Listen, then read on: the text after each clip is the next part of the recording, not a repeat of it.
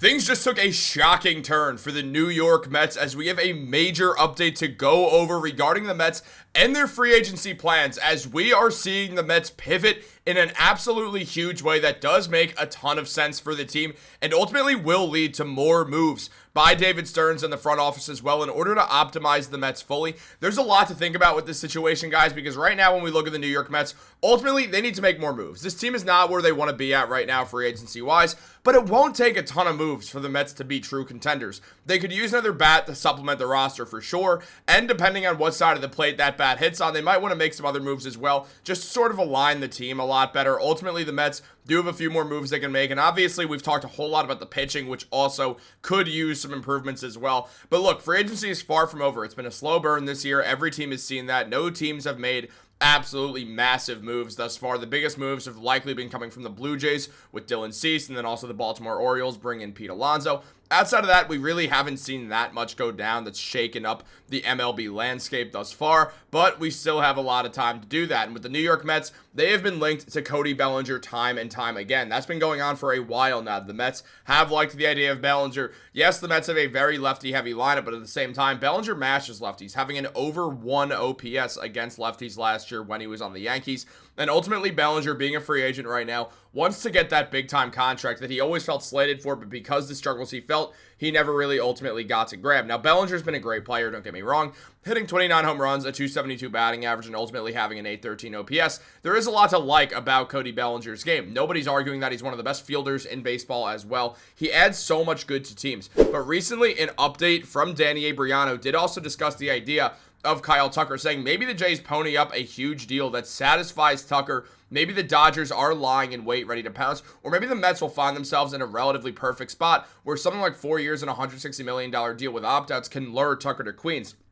The reason that Tucker has become an interesting thing here is because Bob Klapsich did mention that Bellinger is seeking a $36 to $37 million deal per year, while the Yankees think that's crazy, although there's room for negotiation in that regard. So with that, the Mets are starting to look at other angles as well that we have to take over and sort of look at right here. But before we dive into all the news today, this video is brought to you by Kalshi. And if you download it using the link below and enter the code DIGESTMLB, you'll get $20 when you trade your first 100. Now, Kalshi is the largest prediction market in the United States. And on their platform, you can trade yes, no on real life events, whether that's sports, the news, elections, weather, and pretty much everything. And whether you're in New York, California, Texas, or anywhere else across the country, Kalshi is live in all 50 states. Now, for sports fans, you can trade on game outcomes, playoff chances, or player performances, all on a regulated market where you can cash out at any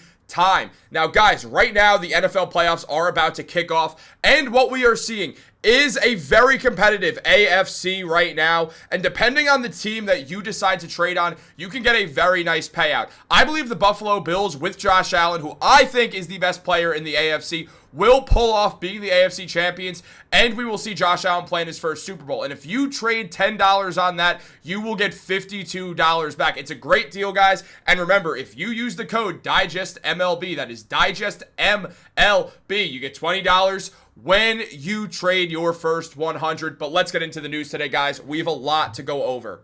Now, with this situation, with the New York Mets trying to figure this out, there is a lot to look at right now because, again, ultimately, Scott Boras wants a lot for Cody Bellinger, and we do see this joke right here saying the next Boras leak is going to be that Cody Bellinger wants 8 years, $40 million per year, a brand new puppy each week for his daughter, a weather machine to replicate Los Angeles weather in New York, which I think most of us New Yorkers right now are all here for because I cannot stand the winter. I don't know about you guys, given it is 50 degrees in New York in January right now, which is absolutely wonderful. I'm not complaining about the weather right now, but in a couple days I probably will once it's like 21 and my hands hurt because I'm going outside. Not the point.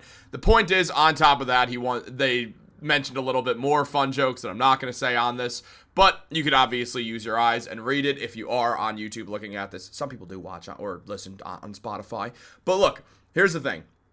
When we look at Bellinger, we know that it's the Scott Boras thing. We know that Cody Bellinger is such a big name, and now he's garnering a ton of interest. Teams like the Cubs are back interested in him. The Dodgers are interested in him again. Obviously, the Yankees and the Mets have been interested. Teams are showing a lot of interest in Cody Bellinger, seeing him as what he is, an excellent baseball player who definitely contributes a lot to winning, is a great guy to have around the team, an excellent teammate, one of the best fielders in baseball, and also just came off a season being the Yankees' second best offensive player, only to Aaron Judge. So there's a lot to like about Bellinger. Now, he did struggle in the playoffs, had an OPS below 7, which is very, very, very concerning.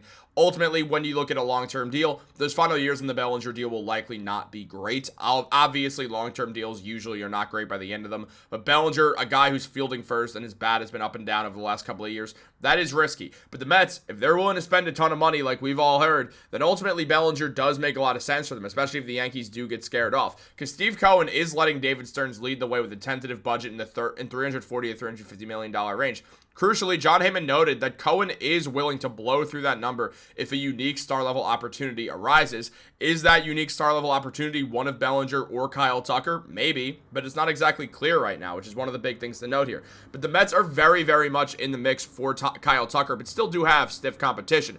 Heyman even mentioned that the Mets are one of the top 3 teams right now in the front runners for Tucker, so things have changed a lot when it felt like there was a 0% chance Tucker was going to come here. Now, on top of that, Heyman also noted a bit more on the situation, mentioning that Tucker, who joined the Astros in Mets baseball, who joined the Astros in Mets baseball president David Stearns' last year in Houston in 2015, may not get the $400 million some predicted, but he still should fly past $300 million. Execs predicted that unless he prefers a shorter deal with higher opt-outs, with a higher average annual value in opt-outs, he will still get that $300 million. Now, I do think it makes sense for the Mets to try to go for him just because how good Kyle Tucker is. I get it's a lot of lefties, and that's very concerning because, Simeon's the only righty who will be in the near top of the order at this point. Obviously, Lindor will bat from the right side sometimes being a switch hitter and all that, but still, for the most part, switch hitters are batting lefty because, well, most pitchers are righty. So, when we look at that, it does definitely garner a lot of interest, and I'm certainly curious to see how this whole thing ultimately would end up working out for the Mets, because right now, going for him makes sense. Tucker had a down year. The Mets could probably get him on a bit of a bargain, especially if they did offer him a short-term deal, like a 4-year deal worth $160 million, giving him $40 million per year, and also giving him some opt-outs. So after 2 years, if he wants, when he's 31 years old, he can opt right back out and be like, all right, let's do this again. Let's try one more time. 8-year deal. Let's see how much I can get. 9-year deal. Let's see how much I can get. Stuff like that, which does feel realistic, especially because Tucker in New York should be able to mash the ball. So that's something to really look at. And on top of that, if they did land Tucker, it would be a successful offseason. Alonso plus Nimmo plus McNeil,